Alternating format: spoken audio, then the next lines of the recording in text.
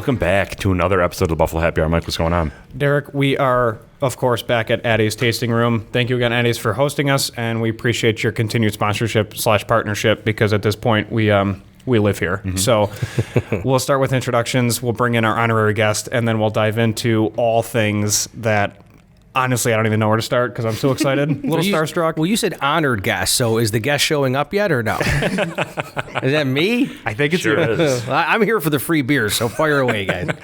So you want to introduce yourself for those that don't know you, and then we can, I guess, say like a title or what you were probably best known as. Yeah, so Stefan Mychijliw, former Erie County Controller, recovering journalist. It wasn't fake news back then, though, when I was in media. It really wasn't. True. I mean, my first TV station was in Syracuse in 1993, and we were on typewriter. So the internet didn't even exist when I was in media. It wasn't fake news. So now I'm working for a Republican national consulting firm called Big Dog Strategies. And so it actually used to be a Clarence-based company, moved to Florida, and we help elect Republicans all over the country. Dad, husband, father of three, and baby on the way close to St. Patrick's Day. Yeah, congrats on that. Congrats. Yeah, I said, but you got to help me find the guy that did it, or the Amazon delivery guy. Correct. Yeah, ask the mailman first, and then He's always at my house. So. any other contractors show up on the regular? Maybe fixing some drywall. I don't need anything fixed, but they're always at the house. It's crazy. I don't get it. So we'll start with your story, and then we can bring in your family story because I think a lot of that drives some of your professional aspirations. Can you just elaborate on that, and then? Yeah, I am Ukrainian. You know, that's the one question people ask all the time, like, what is Mychijliw? Mm-hmm. And people say Hawaiian, the craziest things, but my whole family was born in Ukraine. They came to America in 1965, and I always say, I half-jokingly say they learned the English language from the numbers 1 through 75 and B-I-N-G-O. That's how my family learned. That was my Catholic education bingo on Saturday nights. In my family just told just horrific stories of suffering in order to come to America. I mean, my family went through hell to give me a better life in the United States of America. And that's why I don't take anything for granted. The gifts that we have, the freedoms that we have, we live in the greatest country in the world. And so I wanted to devote my professional life towards serving others, like giving back. Mm-hmm. And I did think that journalism in some respects was giving back because we hammered politicians, we held them accountable. But I didn't want to spend the rest of my life talking about what other people were doing. Mm-hmm. I didn't want to sit on my deathbed and say, wow, I was a witness. I watched other people do good or do things. And that's why I threw my hat in the ring to run for county controller. And it was a really good fix. I knew the budget like the back of my hand. I had that reputation of being a pit bull, of holding politicians accountable. And so for 9 years, I served as Erie County Controller. And now here I am. Having a fine beer with you gentlemen. Love Absolutely. Use that term loosely. So you said that it was difficult for your family to come here. Brutal. I think a lot of people are kind of on the understanding of what it takes to come into the country nowadays. I think it's not as strict. Might be a little more loose, so for lack of better terms. But do you know what they had to do? Yeah, well, first of all, my family lived right on the Polish-Ukrainian border in a town called Hodayets. My grandparents were farmers. And during the war, Ukrainians who fled north are basically captured by the Russians. If you fled west, you're captured by the Germans. And my family fled west, eventually conscripted, captured, and my family had to live. They were shipping refugees from the war to either United States, Canada, Australia, or Brazil. And so at that time, they got shipped to Brazil, and it took them 20 years to basically save up enough money to come to the United States. Wow. And there's a huge Ukrainian community here in Buffalo. And so we had a ton of family here already from the previous 5 years. And so my family, we call them OTBers, off the boat. I mean, my family literally is an OTBer, off the boat. And they came here in 65. And I still have their papers. I mean, it was very extensive what they had to prove. Their documentation, citizenship, what their job was. It was not like today where you can basically be an illegal immigrant, get a license, you can vote. Total opposite of that. So at the end of the day, it took my family 20 years to eventually come to the United States. Why did they pick this area? Just because of the population was already here, and it was kind of like... So I grew up in an alley off of Fillmore. And it's funny, my brother's now his wife, but then his girlfriend came from a fairly wealthier family.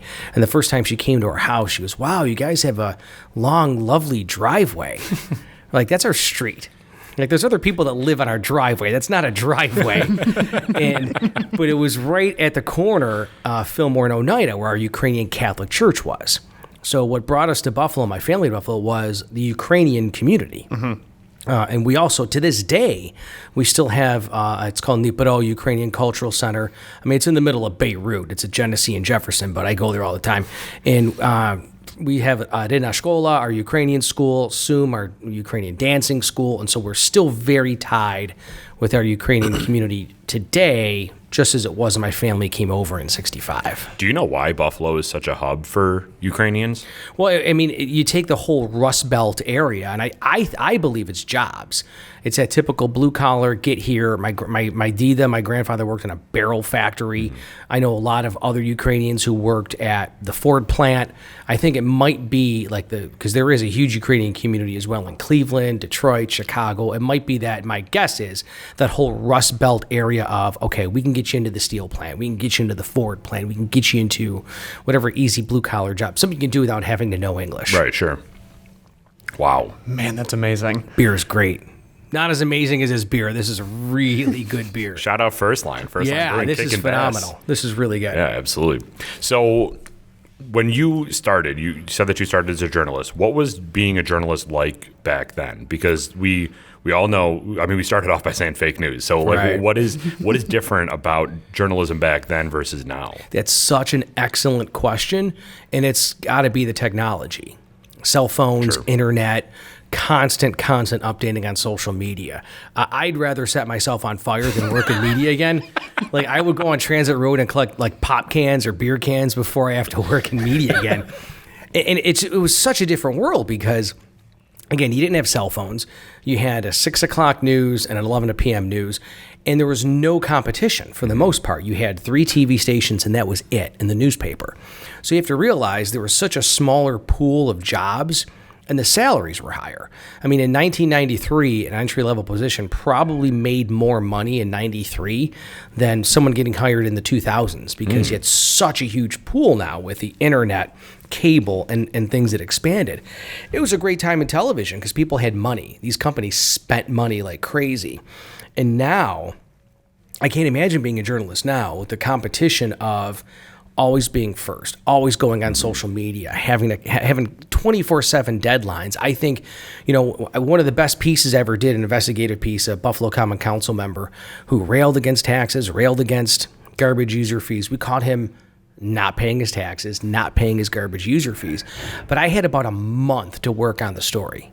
Now, these reporters are lucky if they have an hour Sure. to work on something. And I think the industry suffers because of those fast-paced deadlines. And you have a month to investigate, and then you also have ample time to report on what you've found, right? Compared Correct. to now where it's like, why don't we have the answer immediately? And realistically, the first case that comes to mind is the black Maserati Buffalo police fiasco of Right. is that the mayor's son or cousin or nephew or whoever family member. Why are they not getting charged? Why? Yeah. Yeah, I do feel bad for journalists now. I wouldn't ever work in television news again. One, because of the salaries are so low now. Number 2, I don't want to be sitting at the base of the Skyway in the winter saying, "Hey, everybody, it's snowing outside. We got another blizzard here." True. No, thank you. I'm almost 50. I've got kids. Screw that. No way. But the constant deadlines of always having to update your Twitter and your Facebook, and I'm not one for social media. I mean, truth be told, when I was controller, staff totally controlled my social media. I didn't even know the password to it. Like, I would have to email them what to post, and it saved me from a ton of trouble. Because if I had a couple pops in me and I had keys to my own social media, Then you I'd be turn in the into- paper every day. Yep. Turn into big man, number 45. Oh, You start my posting everything. Lord. Oh, it saved me so many times. But that's why I would not want to work in media now, compared to when I started in 1993. Was there like the biases that there are now? Like the media now, it's like, so if you are in CNN or Fox, you have this pressure to go to one side. Even if the journalists don't really want to, they have to. Was that the same back then? It wasn't like I lived in England, And you just knew that the Telegraph was the Tory graph. That was the conservative paper. And so with bias in news, yes, it exists, 100%. But I don't think it's one of those biases where you have like people in a conference room, like, wringing their hands, like, how are we going to get this person today? I think it's an institutional or just a bias of those who are attracted to media, that kind of having your brain wired of being an artist, someone who could write. Those individuals are attracted to that medium are left-leaning by definition. So the bias exists. Media is absolutely bent towards the left, 100%. But I don't think it's a sinister idea of a bias. I think it's just people are wired that way. They're attracted to that field, and then it bleeds into the work. In America, I think media should just be honest, the way they are overseas. They're like, yeah, we're a right-leaning paper. And then conservatives bought the Telegraph. And then if you're left-leaning, I don't think it was the Daily Mail that was liberal, but whatever the liberal paper, that's what you bought. So I think people would have more respect for journalists if they just said, yeah, all right, we're Fox, we're right-wing. We're CNN, MSNBC, ABC, CBS, all the others. It says, yeah, we're left-wing, fine. Turn us off or watch us. I think that'd be the better way to go. Yeah, we were just talking about this yesterday. We filmed a regular episode, and we were talking about the downfall of television in general because no one is staying up to 6 waiting for the news to come out at 6 because it's there all the time. So you get these companies that are like not saying that they're politically biased or whatever, but then their hosts are leaving those companies to start their own company, and then they're saying, we have a conservative bias, we have a left bias, which is fascinating to see that transformation now. But even what you guys do, though, I mean, to have cameras and microphones, and basically you can be, and you are, an established media outlet. And you just bought a few $1,000s worth of equipment, and we're sitting in a great conference room, and now you have just as much power as someone who flicks on a television station and beams channels 247 to someone else. Please like don't that. say that. Oh, no. But it's true. This is our last interview. Thank you very much. Ever. But it's true. And that's what I think is the great part of technology, is that individuals like you guys can just invest in equipment. And you know what? You have as much of a platform now as any traditional media does. Sure. I mean, even at the height of the Lewinsky scandal, the Drudge Report, some guy in his underwear and his boxers and his, tiny little Florida condo broke that story. And this, I think, is great, a positive of how the technology is changing for the better. Sure. So to get the timeline, to then round everything out to how this actually came about with you literally sitting in front of us, because we're both just like starstruck at the fact that you're here. It's wild. Did Scott Levin say no or something? Levin's in Florida? Like, all right, fine. We'll ask Mychijliw. All right. He's in his basement typing away in his computer. We'll ask him to come on. Drag him out of Hamburg. Right. So you're in that media role for almost 20 years. Yeah. Oh, I was going to say it must have been a good amount of time if you started in the early 90s. Yeah, I started in 93. No, I'm 48. I started in 93 in Syracuse while I was a student, came home to Buffalo in 98. And I was just tired of, and look, and I'm right-leaning, I'm Catholic, I'm very strongly pro-life. And it's one of those things where it drove me crazy having to report and play at middle of the road. Like, I was really serious about that. I never took sides. I was never biased. And I was turning 40, I guess. It was almost my midlife crisis. Like, I don't want to do this anymore. I really don't. I was a father at the time, and it's like, screw this. I can't do this anymore. And I was very tight with some folks, with Chris Collins, former county executive, former congressman. And I helped on his campaign for county executive in 2011, and we lost. And that's an example of where losing was the best thing that ever happened to us. I didn't want to get off the couch for a week. Like, we lost, and I was ready to start my car in the garage. It was like brutal. And at the time, yours truly, Chris Grant, who now runs Big Dog Strategies, the company that I work for, former chief of staff to Chris Collins, and we're sitting just like this, like three guys in the old Chris's office, and we're like, what are we going to do now? We just lost an election we never should have. This was 2011. And we were kind of like, you know what? Screw it. Let's put our chips in one more time. We're going for it. And it was that simple, where the other Chris points at Collins and goes, you're running for Congress, you're going for controller, let's go one more time. And we're kind of like, yeah, all right, unless you're Hindu, you only go on the block once, let's go. I mean, it was that simple. And that's how we ran for controller in the same year Chris ran for Congress, and we won.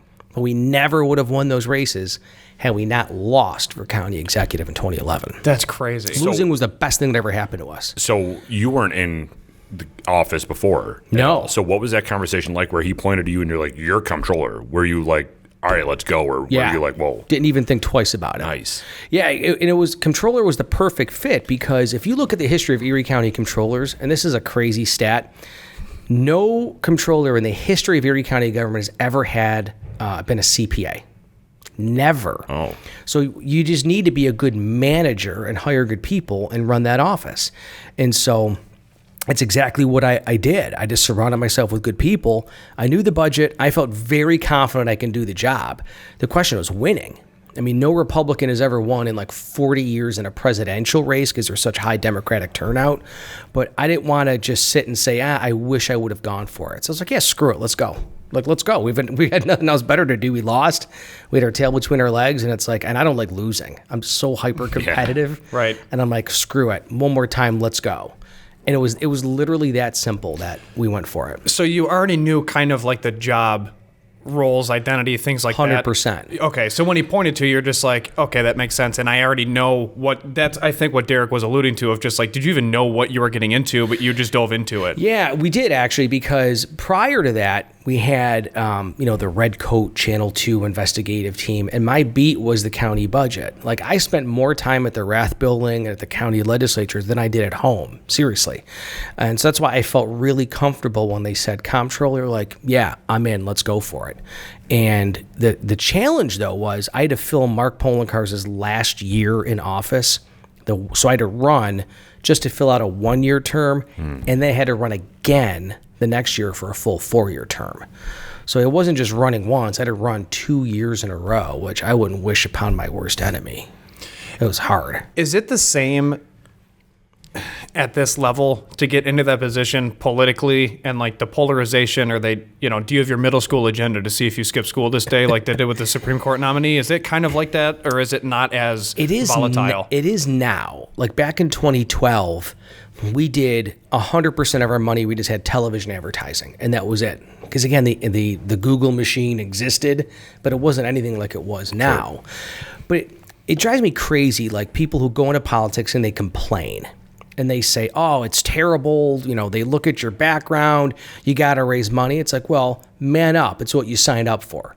So that's the way I look at it. Like, it's the profession I chose, and I accept it. Does it suck? Yeah. I mean, Antifa put my house on Twitter. There are times where, the sheriff literally called my house and was like, you get your wife and kids out of the house right now. And we had a cop outside of our house, and and what people say mean things about me on Twitter is hilarious. But, if I didn't want that, I'd go sell insurance somewhere. But it is, you got to have really thick skin, especially nowadays, because people are just brutal and ruthless, whether it's social media, Antifa showing up at my house, putting my house online, things of that nature. Like I had a death threat from an inmate, and God bless him, the guy was mentally ill. I did not want him charged, but I was on a victim notification list that every time this guy got out of the holding center, I was notified by police. This guy mistakenly thought I stole his house on Middlesex. It's like, sir, no. No. He's just nuts. But he did. And the funniest part about it, I can laugh about it now, but he sent me this death threat. And he, inmate, the whole 9 yards. Inmate number, we knew exactly who it was. I'm going to blow your head off with a Glock. I'm going after your family. And he signed it Love Daquan. I'm like, well, at least he was polite about it. Yeah. Like he signed it Yours love. Truly. He did. He signed it love. I'm like, wow, at least his mother taught him right about that. Yeah. But he was trying to kill me. But it's the business you sign up for. Like people complain too about politics and fundraising. And the best advice I was ever given in politics was, I was bitching about having to raise money. And this lawyer's like, well, you don't have to raise money. I'm like, really? He goes, no. He goes, in politics, there's 2 types of candidates, those who raise money and those who lose. Which one do you want to be? I'm like, I don't like losing. He's like, well, all right, well, get your ass raising money. So yeah, getting to your question, it's not easy, but if that's what you sign up for, suck it up and do it and, take it like a man. So then when your first term was over, your first 5 years, because you ran again for the 4th. Right. Were you just all in, let's keep this train going because I'm already in, let me just keep running? Yeah, so 2017 was technically my third election, but it would have been like my second full 4-year term. And I said to myself when I first started, I'm doing 2 terms and that's it. I'm done. I'm not going to make this a lifetime, suck taxpayers dry for a pension, stay here for 30 years. I said 2 terms and then I'm done. And our election in 2017, my wife is pregnant. We had a cakewalk election. I mean, they really just threw a horrible candidate at me. She had no business running for office. God bless her, but we just destroyed her.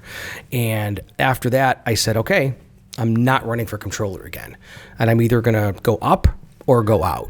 Unsuccessfully ran for Congress. And then I just figured, okay, I'm done. I'm going to go back to the private sector because that's exactly what our founding fathers wanted. Citizen legislators. Love it. Don't sit and, like I said, suck a public pension or public salary off of people forever. And I felt really comfortable getting out. From your perspective, we've talked about this too, is the whole idea of term limits. I mean, you just said that you want to get in and get out. It seems like the general public want term limits. Like, I don't know if I've ever talked to anybody that's like, it was a great idea Cuomo's been in for so long. Like, regardless of who it is, nobody wants somebody in for over 8 years. So what's the holdup? Why isn't there an actual term limit? Isn't it crazy? It's wild. Yeah. Well, we have term limits for the president of the United States, technically term limits for the mayor of New York City. But here in Erie County in Buffalo, they don't have term limits, or New York State for politicians. Yeah. And that's the problem. It's like these people get in office, they start counting their pension. It's almost like prison. I do volunteer work with inmates. I'm part of a group that goes into prisons and volunteers. You can ask any inmate in a prison when their bid is up, when their time, and they can give you to the second when they're getting out of prison. Now, you ask any politician, when do you get your 20 years in your pension system? And they can tell you immediately to the day when they get their 20 years in their pension. And that's wrong. I think it's terrible. You should go into public service for public service, not self-service. But if the president can have term limits, why aren't there term limits in Buffalo and New York State? Because of these parasitic politicians that care more about themselves than the people they serve. It's that simple. It's greed, and they're a bunch of pigs. And then it just continues to feed that bringing the wrong people in, because now you're getting people that want to go in for the pension because they can stay for as long as they want, rather than the people that want to actually affect change, which is wild. I mean, if you fix one problem, it'll domino and affect the rest. You just have to put that foot forward. But look at how screwed we are in New York State. Mm-hmm. Yeah. And especially now, because we don't have term limits. You have all these New York City, and they are literally socialists in New York City. Like, that's their political party. They're the Democratic Socialists. They've been in office 10, 20, sometimes 30, 40 years. And they are controlling all of our state government in New York State. I wholeheartedly support term limits. It almost passed in Erie County, and this is where I gained a reputation of hammering everybody, Republicans, Democrats. I was persona non grata one year at the Republican Christmas party because they floated a resolution to support term limits. I'm like, that's great. And then very slowly, or just before the formal resolution was going to be voted upon, they inserted something that basically says, well, we are exempt, the ones in office already. I'm like, you bunch of, and I went nuts. I'm like, you bunch of hypocrites. I didn't go to the Christmas party that year. They're going to kill me. But I didn't care, because how can you do that? How can you pass term limits and then say, oh, by the way, I'm exempt? Sure. I just thought that was pretty hypocritical. But no, I served 2 terms, voluntarily gave myself term limits. I told my staff probably about a year out, if you want to start looking for another job or I'm not running again, and they appreciated it, but it was a wild ride while it lasted. Mm-hmm. Yeah, without a doubt. Which brings us to probably one of the most impactful times for you to be in office. And he took like a big sigh, like there's something building up here. The wildest ride. I know, but it's demoralizing, but it's also exciting because we had someone like you in office to kind of offset some of the insanities that were being at least proposed, which, I mean, calm breeds calm, so that's always a nice principle to follow, especially in politics. But COVID hits, and New York is like all over the place, and no one knows where to go. No one knows if it's okay to turn left or right, and like, should I leave the house, or what am I supposed to do? Conflicting reports from left and right. Small businesses were getting attacked, and that's kind of what led us to this eventual interview, because we reached out to you when you didn't have access to social media. and our message to your page wasn't even seen for months. And I was Right. like, well, we tried. Yeah, it was fun. It was impossible. Like, You just call my cell phone's on the Google machine. You I just know. call my cell phone. But we don't have, I mean, we're just not wizards like Antifa, I guess. Your but rotary phone doesn't work. Yeah. So I was actually in the county building dropping off a bid for work, and I passed your office on the floor to go to the other, because I always take the stairs. I hate elevators. So, Oh, at the Rath building, that's a smart choice. Yeah. Get some old man like pulling the sketch. cable up. Very sketch. Yeah. so I passed your office, and I'm like, I have time. I'm like, do you think he's in there? I'm like talking to myself. I'm like, no, he's gonna think I'm insane. Like, there's no, it's fine. I'll figure it out another way. You signed it, Love Daquan. Was that you? I knew it. I would have wrote like sincerely, but so I ended up leaving. But I texted him that day, and I was like, "Seen his office, man. It's huge." You should have popped in. I should have. Oh, my office is a dump. You must not have gotten in the back. It was a dump. No, the front of it is just like very prestigious, and you're like, I made it. You know, like I'm here. Selfie. Yeah, exactly. But so some of these mandates come down from higher, and then people are getting fined left and right from the health departments, and then you're in charge of fines, essentially. So can you kind of elaborate on that? Because we have listeners out of state that might not necessarily know the hierarchy in your job. Right. So to backtrack a little bit, in my professional life, I was really blessed to have mentors that came from the private sector. Like when I did some communications briefly for the Buffalo Public School District, the former CEO of First Niagara was Gary Crosby. And Gary was the CFO of Buffalo Schools, and just one of the smartest, most brilliant, but also one of the nicest guys around. And so he was a wonderful mentor. And then I worked for Chris Collins. And people can say what they want about Chris. He's a great man. He was very good to my family, great businessman. And there were so many stories of him helping people that never like enter the public domain. So I've always had the sense of being sympathetic to business people because they're the ones that pay the bill, meaning taxes. Like they're the ones who are actually income generators. They are the ones creating jobs. So when it comes to COVID in the Office of Erie County Controller, we were responsible for basically collecting fines. And we heard from so many businesses that said, we can't stay open. We're losing our shirts, we're losing our business, and now the county is hammering us, adding insult to injury with fines. And one of the things that we control in the Office of Erie County Controller, the chief fiscal officer for the county, was hotel occupancy tax. And all the hotels pay my office, my old office, hotel occupancy tax for folks mostly coming in from out of town, and that helped out with the general budget. So I made a decision, we're not levying any fines or late penalties for people that couldn't pay their hotel occupancy tax. So that was the first step, and it didn't really get a lot of play, but just within the business community it did. They're like, wow, this guy's not gonna fine us. I'm like, you could barely keep your doors open. Yeah, right. How can I, with a clear conscience, and how can I sleep at night, then slap you with even more punishment, more punitive taxes? And we just started thinking it was Robbie De Niro, the gym owner, when his gym was open and the county fined him $15,000. And I thought, this guy's not only a small business owner, but he's a combat veteran. 15 grand. And that's when I said, okay, what can I do similar to how we basically just didn't give anyone fines or penalties for hotel occupancy tax? And I may have had a couple beers with me that night, may have. And I thought, you know what? Let's give people 100 years to pay it back. I love this. And I'm like half in the bag, and I'm like, yeah, that's a great idea. Yes, get it on social media right now. My staff's like, no. Let's talk this through in the morning. And when, sobered up, and I'm like, no, this is like a great idea. Because it's going to just piss off every politician. But it actually did help businesses that so chose. How do you do that? Like, what is the back end? Well, as a chief fiscal officer, it's in our county charter that I set accounting policy for the county. It's that simple. So it's a policy. It's a policy, yeah. So I'm like, all right, screw it. I'm setting the policy. For 100 years? For 100 years. So my deputy controller's looking at me like I have an arm sticking out of my head, and he's like, are you sure? I'm like, absolutely. Never been more sure of anything. And it just said, I wanted to send the signal to the business community that, like, we got your back. Like, it's okay.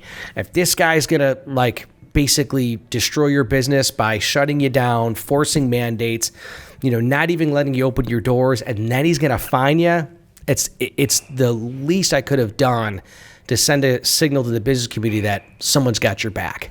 And oh, did it create controversy. Holy cow. It was hysterical because when that came out, I was at work and I said, did you guys see this post from Stefan? And then everyone's like, hold on.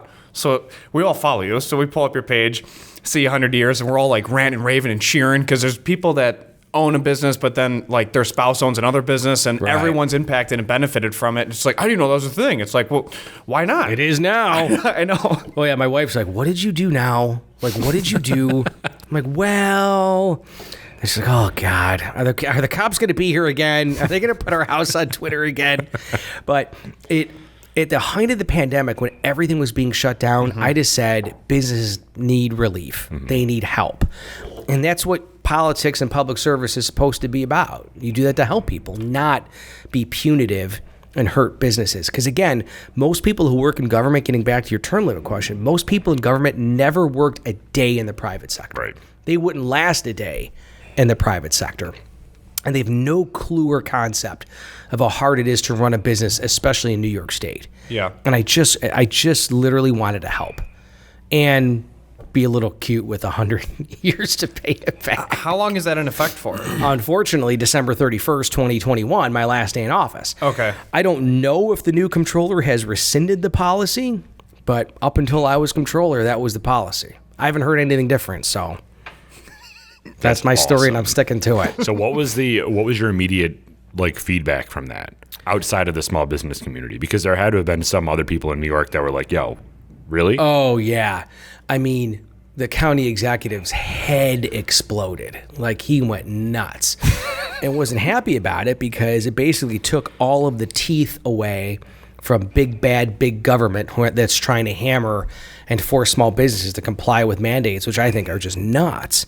And a mutual friend is very dear friends with Tucker Carlson. And I went to Syracuse University, and I have a lot of friends that do work at Fox and all the networks. And so it really exploded when Tucker called and was like, hey, man, can you come on the show? I was like, is the Pope Catholic? Yeah, of course. Yeah, I'm going to go on Tucker Carlson. All right, kids, you're not getting fed tonight because I got to go do a live shot with Fox. Yeah. Like, here's a piece of raw meat. Like, enjoy. Daddy's got to go on Fox. And that's when it went really bananas. Yeah, that's when it went bananas. And in a good way, though.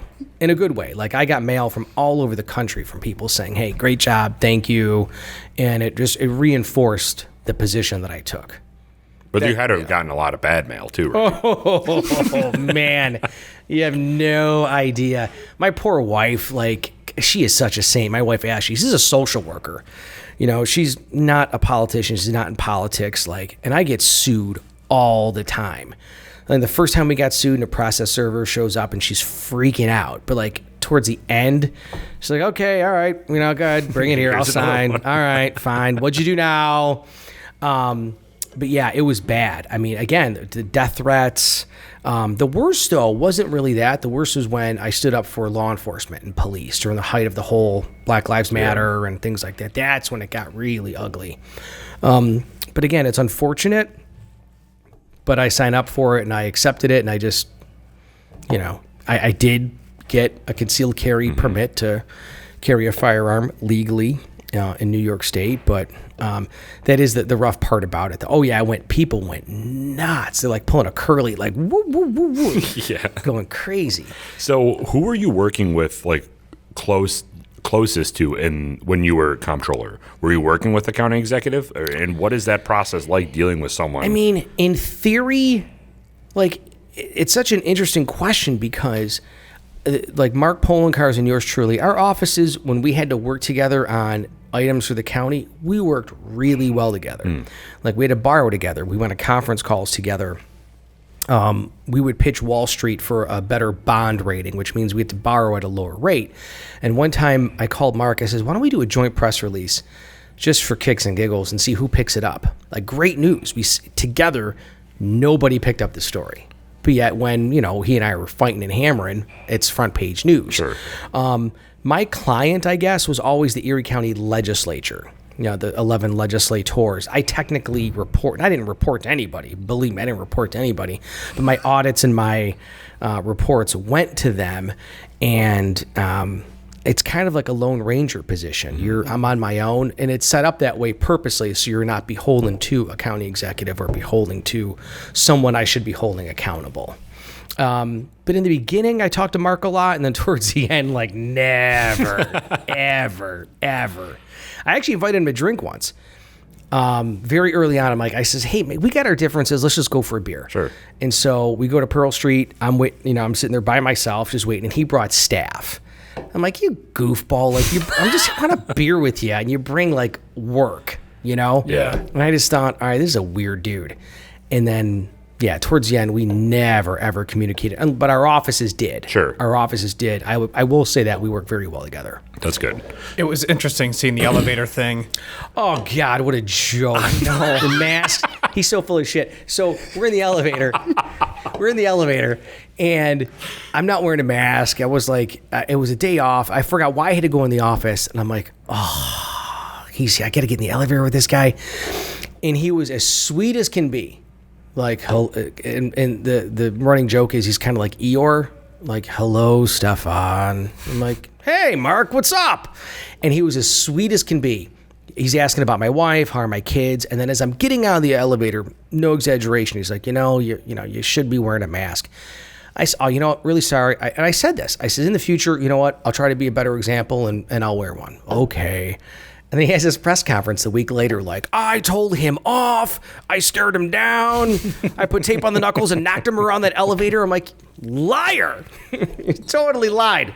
And then pulled security camera footage of me not wearing a mask in the building. Like, are you kidding me? Like, businesses are leaving, taxes are high, and then, like, the big story of the day is me not wearing a mask. Sure. And security cam footage, like I'm OJ or something. Like, that's some criminal. Yeah, he's playing hockey and he's doing his own. Exactly. Right. Yeah. Exactly. Like, people may not like me, and believe me, they don't, and they tell me so on a regular basis, but, like, you can never accuse me of being a hypocrite. Like, Sure. you can never, with me, like, I know exactly where that guy stands. So good, bad, or indifferent, like me or not, like, you know exactly where I stand on everything. That goofball, forget it. Yeah, the elevator thing was hilarious because I'm like, that's not the conversation that we had, but, Embellishment sells, though. Oh, did it ever? But he was literally like, okay, could you please? Yeah. And then during the press conference, like, I told him off. I kicked his puppy. I knocked his kids around. I'm like, you liar. But, How closely do you work with, like, the city, like the mayor? Very closely, actually, because we share sales tax with the city. We had a great relationship with Byron Brown, and even more so with Mark Schroeder when he was city controller. Our offices worked very, very well together. Two separate governments, but we always had a great working relationship. I always say the best idea that I had in government that never went anywhere, because I'm the one that proposed it, I said we should have sold the Rath building in downtown Buffalo, because you can, where the county government is, where our offices are, you can shoot a cannon and you're not going to hit anybody. We don't have thousands of employees like we used to. So I said, sell it to a developer, put it back on the property tax rolls, and why don't we join forces with the city? Well, they'll take the bottom half of City Hall, council chambers in the middle on the 13th floor. We can use that for our meetings, everything else, and then the county goes on the higher floors. So you have one centralized government, one office saving money, but I'm the one that pitched it, and it died like that. If a Democrat would have proposed it, it would have passed in a nanosecond. But nobody wanted to give me a win. But I thought it was a great idea. Yeah. So it would streamline everything. Everything. And then massive businesses could come in and take up that. and a ton of profit. Yeah, because that was even before Seneca 1 happened, right? Right. You know how many law firms would go in that building? For sure. Because you've got state Supreme Court across the street, county court across the street, family court right next door, federal court now right over here, city court right over here, and then just for the apartments. I mean, the view to the lake is gorgeous. And it would put it back on the tax roll, great prime real estate. And it wouldn't have combined the governments of the city and the county. We just would have been in the same building so that, if a developer says, wow, I need some permits for the city, but I need some from the county, you're in the same building. That's a talking point. That's a really good point, because it's a talking point with, us people of, hey, I'm trying to pull a permit, or I got to get my birth certificate. so where do I go? And it's 2 different buildings. And you're like, why? Like, what is... I was born here. Like, I live in Erie County. Like, what is the point? Yeah, it's very interesting. Yeah, I never saw the light of day. Great idea. Yeah. Such is life. So the reason that I asked about the mayor is obviously we had the recent mayoral election, and we were talking that it's so weird that, and I don't know if this is like this throughout other cities, it probably is, but as people that frequent the city of Buffalo, we didn't have any say in the mayoral election, and it's only specific to city limits. Has that always been the case? Pretty much. And if you think about it, it's even crazier because there's so many more Democrats in the city of Buffalo. I think it's 7-1 or 8-1 Democrat to Republican. That most of the time, this year was, the exception to the rule. Most of the time, the Democratic primary is the election. Mm-hmm. So I have a ton of friends who live in the city of Buffalo who are hardcore Trump, conservative Republicans, but they're registered as Democrats. Sure. Because that's the only way they vote in an election. And such a minuscule amount of people voted in that primary, and it was scary that those people are the ones potentially who are going to decide who the next mayor was. We were talking about that during our weekly episode of Pause.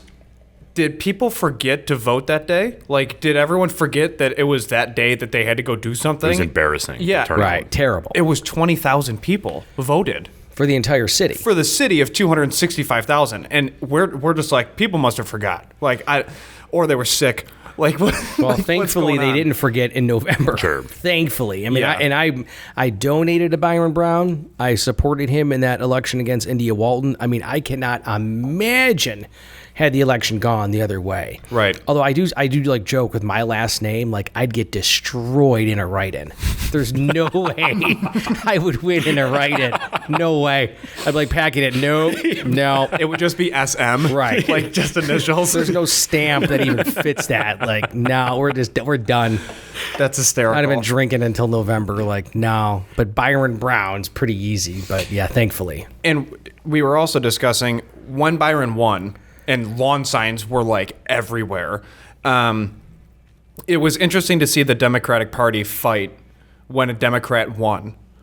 And they fought over the fact that a Democrat lost, but a Democrat won. Like, that literally makes no sense. Well, like, I think of my mom, God bless her soul. She passed away right after I won my first race. She was a Democrat her whole life. I mean, to the point where when I first ran, she came up to me and she goes, honey, I've never voted for Republican before. I'm like, if my mother's not voting for me, I'm getting my ass kicked. Like, this is bad. But she was dead serious. Like, she's never voted Republican before. But she was like a Kennedy Democrat, pro-life, Catholic, not this crazy, like, extremist, Black Lives Matter, Antifa. Like, and I think in the Democratic Party, you've got moderate, sensible Democrats who I vote for on a regular basis. And then you've got this extreme wing of the party that's just so far out there, like the Bernie Sanders, AOCs, that it's almost like you're right, it's like a civil war amongst that party for, are they going to be like sensible middle of the road Democrats, or these like way left-wing Democrats that my mom wouldn't even recognize now, nowadays. Do you feel like that's also on the right too? Where we have an extreme and then like classical liberals and liberals are two different things. Right. Yeah. I mean, there's no doubt there's extremism on both sides of the political spectrum. But this is my political worldview. If I'm going to be anywhere, I'm definitely going to be towards the right, supporting law enforcement, tax cuts, limited government, term limits, things of that nature. It's nowadays, and my friend Chris, who owns Big Dog Strategies, the company that I work for now, he said it perfectly. Now, you've got to wear a jersey. Like, you've got to pick a side now. You're either this or you're that. And people are so personal and insane about their politics now that they judge you based on what jersey you're wearing. Wild. It's nuts. Like, I think half the world took a crazy pill. Because even what you believe politically, like some of my closest friends are liberal Democrats. I don't care. Exactly. Yeah, right. Who cares? If you're a good guy and a great husband and family man, who cares what you believe in politically? But I think we are the exception, not the rule, where you gotta have a jersey. You gotta pick one or the other, and then you're just branded some nut, depending whichever side you're on, what jersey you pick. I'm convinced we're all free agents. Like, because conservatives don't exist anymore, essentially, is what they're trying to say. Like, you're either storming the Capitol Alt-right, yeah. or you're Antifa. I'm like, what? Or you're back in the squad. I'm like, there's so many millions of Americans in the middle that are really sick of the divide, and they just want some sense of normalcy now. But I do think that divide exists because of social media. Exactly. I agree with you. It's so easy to just take that phone and launch an attack, and you don't see that person. You're not seeing the person you're pounding or hammering. You're just whoop, and you hit send, and it's gone. Where when I was in office, I really did try to reach out to folks on the other side of the aisle, have lunch with them. I mean, I had Betty Jean Grant. I had her in my office many times. We had lunch together. Pat Burke, who's now an assemblyman. Every, maybe 2 months or so, we'd go to the Irish Center together and have a beer. I tried with bowling cards. I tried my best to at least be civil about your politics. That, you can go to war about your politics, and you shake hands, win or lose, and you move on to the next battle. That doesn't exist anymore. It really doesn't. I do think social media is terrible in that respect, where it's just so easy to say nasty things about someone because it's just instant. Yeah. And you're not seeing that person who you're attacking, and it's just so toxic because of that. And it's like those type of, everybody on the outskirts are more apt to go crazy on social media. So it's like the squeaky wheel really gets noticed. It's like people like us aren't posting every single day attacking somebody because we got to work. We got other stuff to do. Jobs. Yeah. Yeah. So you don't see that from the middle, which then everybody starts oh, this is the whole left party. This is the whole right party. It's no, that's very extreme. Most people are towards the center. And it's just, if you go outside and you talk to your neighbor, you'll realize that even though they're on the other side, they're a good person. Right. For the most part. Yeah. I mean, look, we all have this horrible habit called eating. So we have to work, and we have to support that habit. But you're 100% right. And no matter what your political view is, Republican, Democrat, liberal, conservative, I am conservative. If I go on social media and someone starts talking about how great liberal policies are or socialist policies are, for the most part, I'm not going to say, wow, that guy's right. Wow. Thank you for enlightening me. I've been wrong for 40 years. Yeah. You're not going to change hearts or minds on Facebook. So post your kids, post your puppies, and be positive and not add to the toxicity. This might be opening up a rabbit hole, but Here we go. Let's go. I'm in. The thing that I just don't understand is a lot of people understand that most government officials don't work. People in government doesn't work. So I never understood that side of saying, let's have them more in our life. It's really? You want more government? It doesn't make any sense. Well, and think of it this way. In New York State, it hasn't worked for the past how many years? Right. I mean, I know because now I'm working with governments all across America with the company that I'm working for now. Most state legislatures, they either don't get paid or the pay is minuscule, and they're in session maybe 2 months a year. Whereas in New York State, these assembly members and senators are getting paid six figures. And they say it's part-time. Baloney. For the most part, it's they're there. It's a full-time career where I think government should basically be, again, more about public service than self-service. It should not be your full-time job. I mean, our founding fathers wanted citizen legislators. So I would love a system where our senators and assembly members are truly part-time, not much of a salary. You serve, you go home, you go back to your job, and that's it. Some people get paid more in overtime than I do in real life. For 10 years of my had to go there. You had to bring in the overtime. Dr. Overtime. I love that nickname. Have you worked with her when you were... No, not directly. Our one interaction, long before COVID, we it was all about lead paint in the parks. This is kind of a funny story. So our parks were just in terrible shape. This is 2017, and I told my staff, get out. We're getting out of the office today. We're going on a field trip. We're going to the parks. We're getting so many complaints about parks. And it was my wife, actually. She was at Chestnut Ridge Park, and our youngest boy is obsessed with slides. And the slide was so disgusting that my kid, no standards whatsoever. We have a 5-minute rule in my house. He'll eat food off the floor 10 minutes later. Yep. He would not go on this slide. I'm like, that's really bad. So sure enough, we looked, and there's literally 8 layers of paint.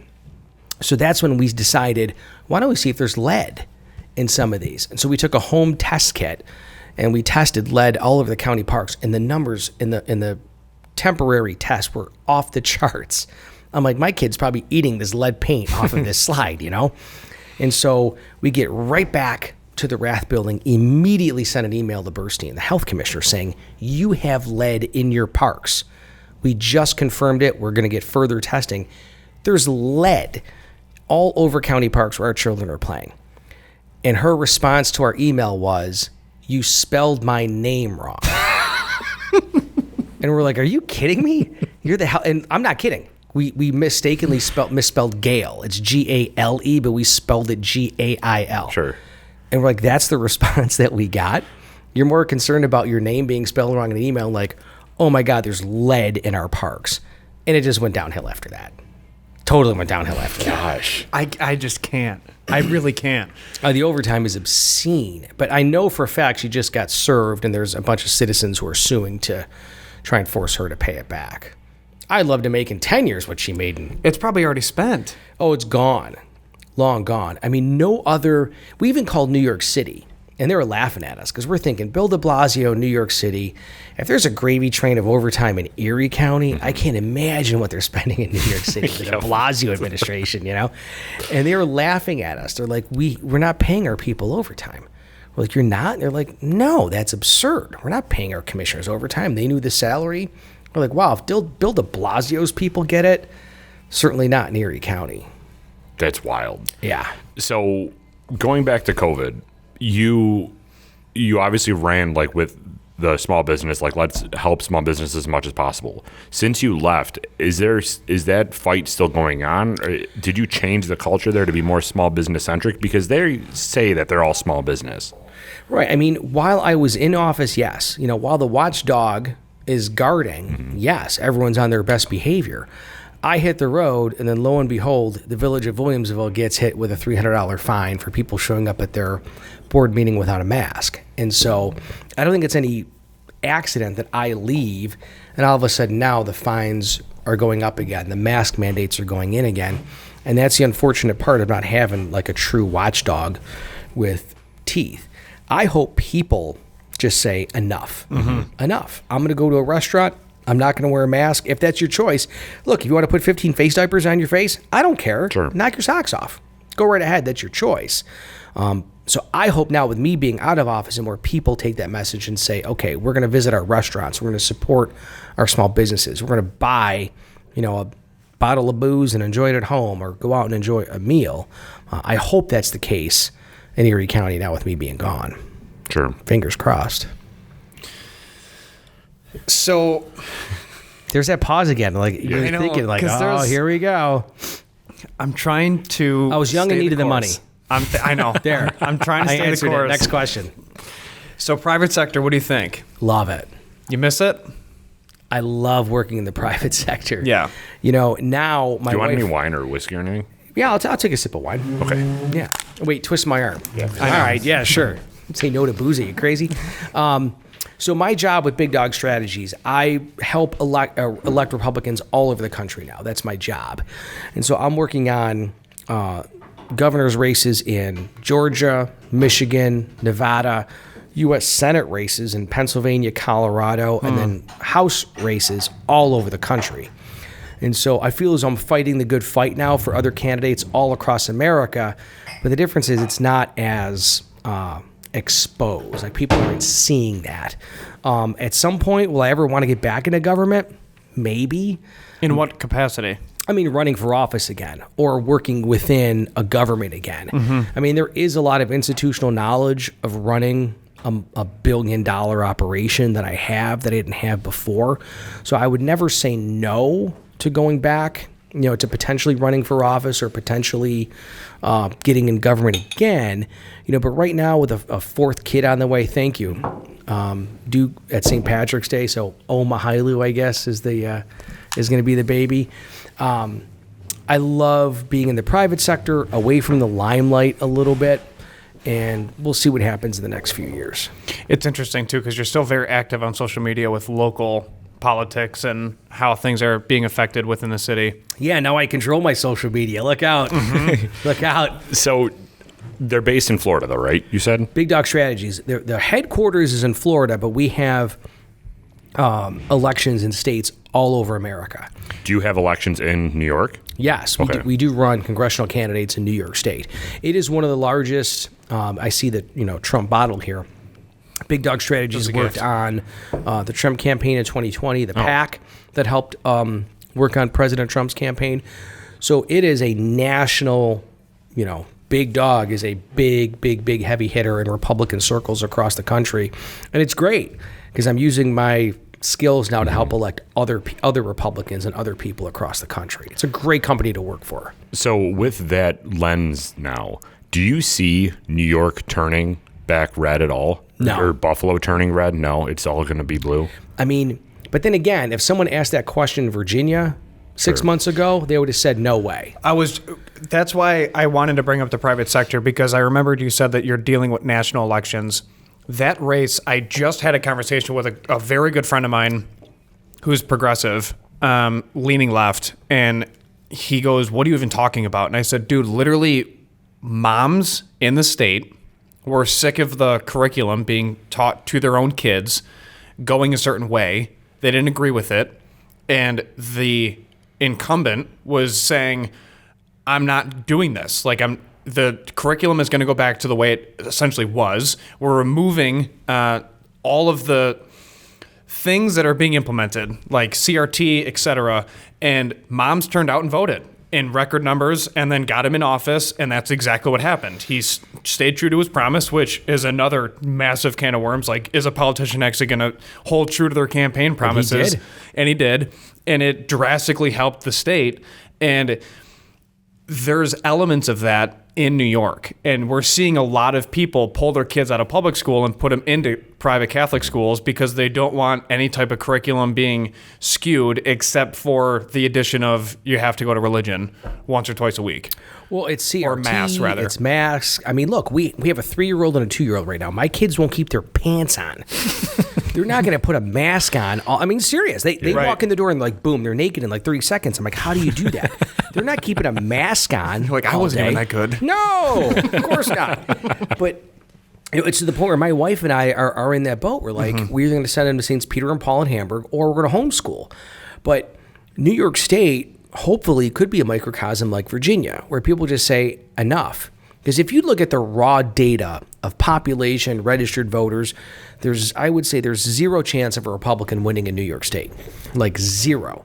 But the same was said in Virginia. There's no way a Republican's going to win the governor's race.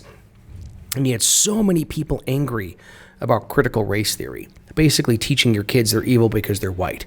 Mask mandates, vaccine mandates, where hopefully, people say enough. And those moderate Democrats say, all right, what we've done the past 60 years hasn't worked. I'm going to give Lee Zeldin a shot, who's a congressman running for governor on the Republican line. I support Lee. I know him well, and I think he would be a great governor. But hopefully, I think he's got a shot.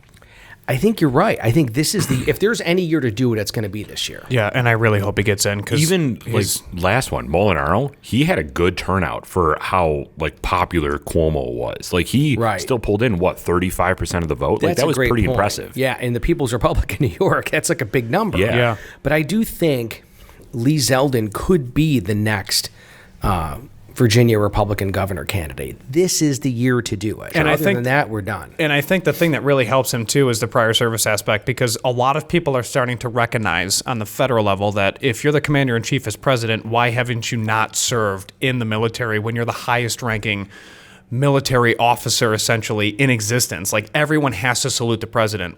How come that person has never served, but then he can just greenlight massive operations that he has no idea what it's about? His cabinet does, right? And the Joint Chiefs of Staff.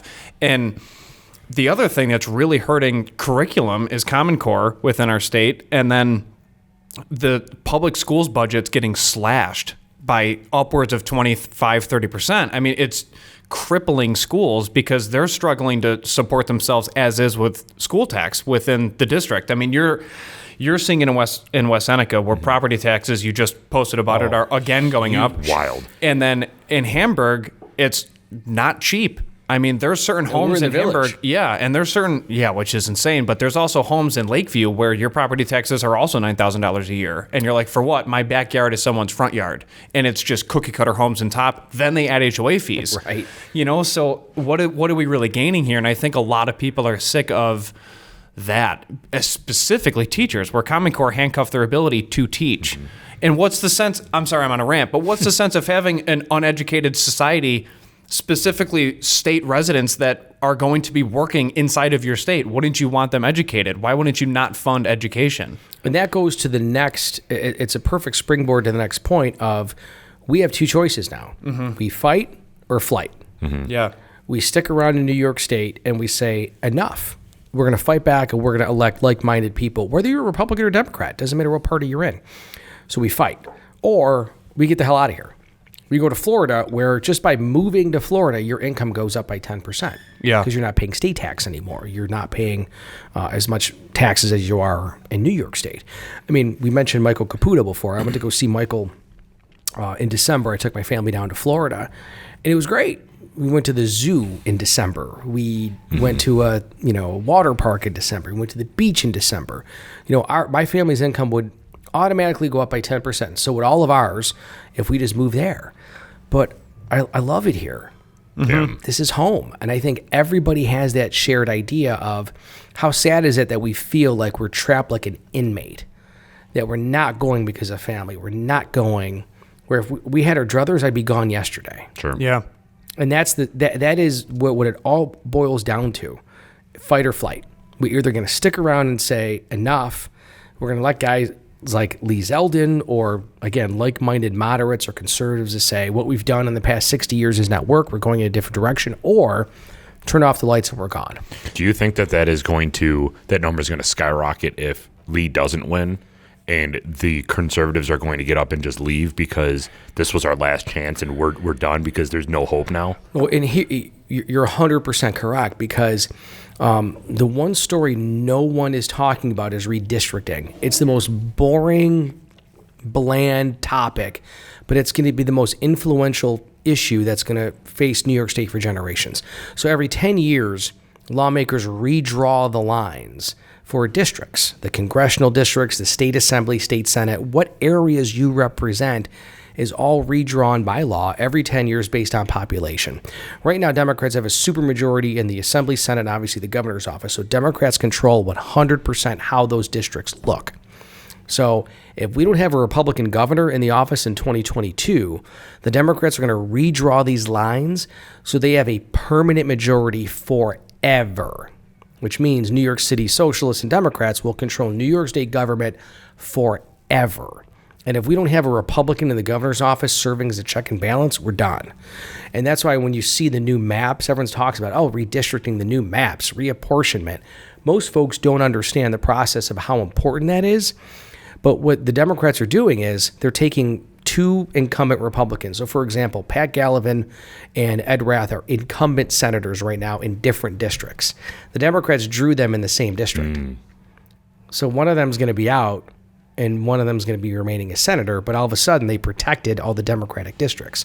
So that's why the governor's race is so important this year for a check and balance, because when it comes to the district lines that are drawn, Republicans are gone forever. When is that happening, the redistricting? This year. Really? Yeah, maps have been proposed. It's going to wind up being in court, but we're going to know this year what the new maps and the new districts are going to look like, and it's going to be a bloodbath for Republicans. Bloodbath. That's terrifying. It's scary, actually. Because Yeah, again, it New is. York City socialists literally will control state government forever. And what's frustrating is that there's, my opinion, I have to preface, there's too many people on one side of the aisle that think that that's great because their party wins. And that can go for both sides. When the right recently had all three powers of government and controlled it, it was like a win. And then the left gained it back with Biden, and it was a win. On the state level, you and I talk about this all the time, it literally directly impacts our pockets. Well, I can tell you, as the taxpayer watchdog, government works best as most responsive to the people when there are strong checks and balances. Mm-hmm. And I bust Poland cars' chops all the time, but he did his job very well when Chris Collins was county executive. He served as a very strong check and balance on a Republican county executive. The system worked. And he didn't like it when I served as comptroller, but the system worked.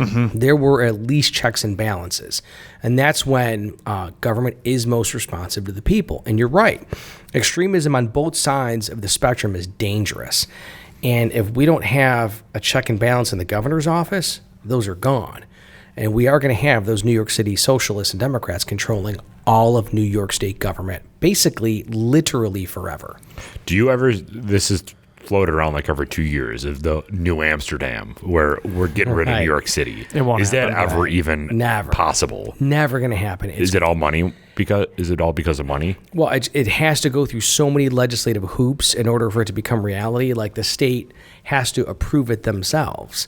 And there's no way they're going to break off. No way. I mean, there's snowball's chance in hell. It's too much money. Never going to happen. Yeah. Ever. In theory, it's a great idea. Sure. We can separate from New York City and be our own little red area. Because when you look at the map, It's wild. right. You saw the last governor's race. It's like Buffalo was blue, Syracuse was blue, Albany was blue, and New York City was blue. Everything else was red. Right. Every single other place in New York was red. Right. But Great idea. Never going to happen. And Buffalo turned blue late.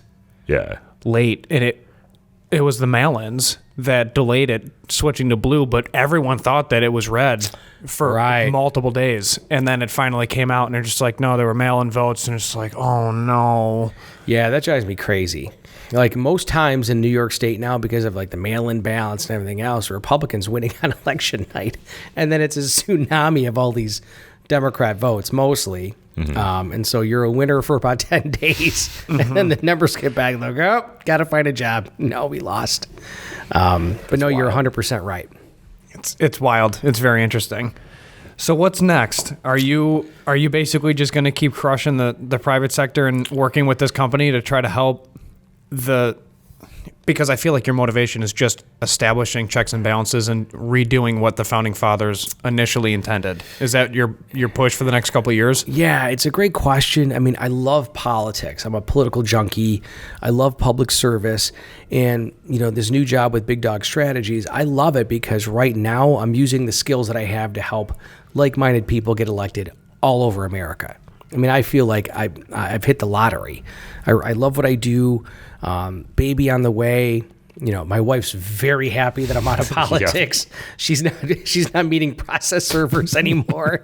I'm getting sued. Way less stress. Right. And then she's not hearing like, can you believe what they said about your husband? She's like, yes, I can believe it. Yes, totally. Yes. She's not getting those texts anymore. But who knows? I mean, look, no matter what you do, I mean, to be philosophical, I guess, and this is like such a somewhat deep thought, but I think no matter what we do, I think we are all blessed with gifts and talents. Mine's different than you guys. I can't paint a picture. I really can't play basketball that well, so I never became, but I feel as though my gift is communication. So I think whatever our gift is, we have to use that to love and serve others. And I tried my best to do that, whether it was in journalism or politics, like to use that skill set to make our little corner of the world a better place to live. And so if my skill set was mopping floors, hey, I would have been the best janitor at Walmart for my entire life.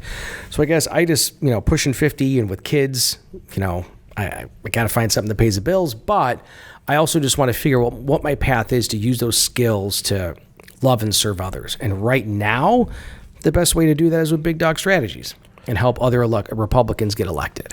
So going back to the small business aspect and kind of talking around that, because I think that through your pushes with all the small business stuff that you've done since COVID and people really understanding that small businesses have been really impacted with it, how can people outside of voting, even though voting somewhat doesn't matter because New York State's staying blue, but from outside of voting, how can people help small businesses and help these businesses continue to flourish regardless of the legislation that's going on in New York? Yeah, that's a great question. I would say if you're a bar or restaurant, take one night a week and go. Regardless of COVID, regardless of mandates, you know what? Try your corner diner. Have breakfast somewhere.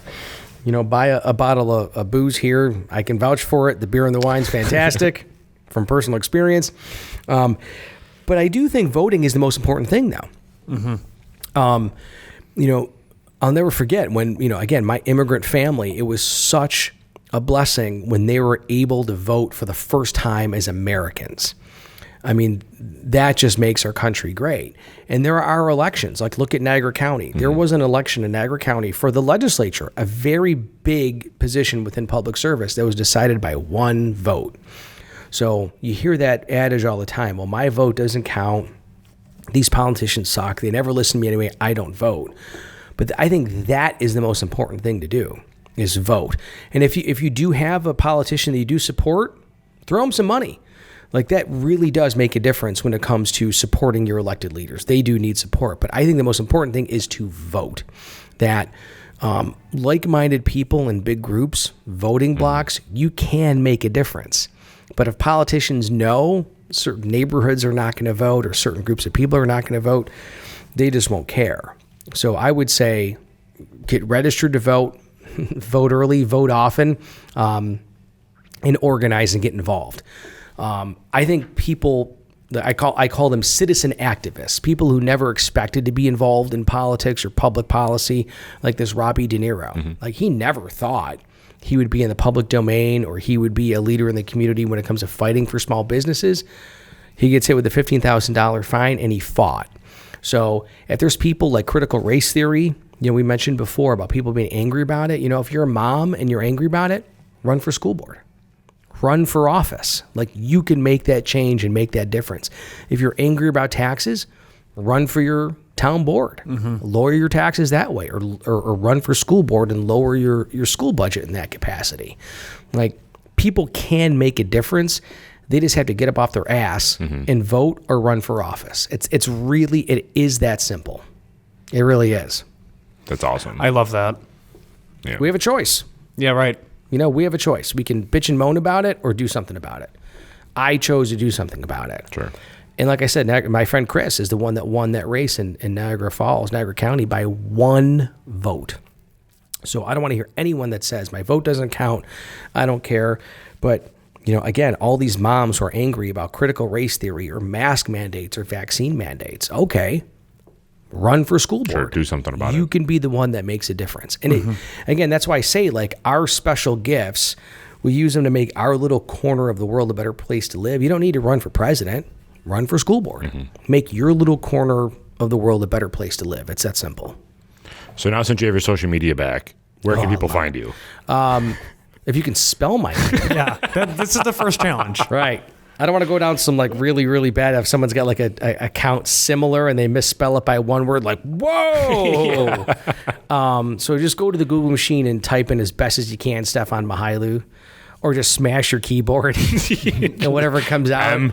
Right. The Google machine will recognize it as Mychijliw, trust me. Yeah, so I'm on Facebook, Twitter, Instagram. Just go to the Google machine, type in my name as best as you can, and then you can find me that way. How do you spell it for people that are listening? Mychijliw.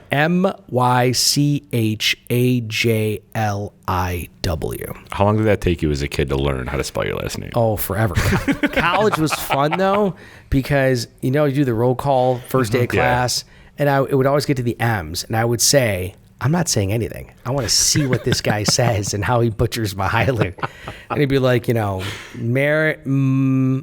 would not let him off the hook. I'm like, you're going to try and say Mychijliw. But for our first daughter, we sang the Mickey Mouse song, MYCHAJL, and that's how we taught her to say Mychijliw. That's amazing. That's how I'm going to remember now, honestly. Right.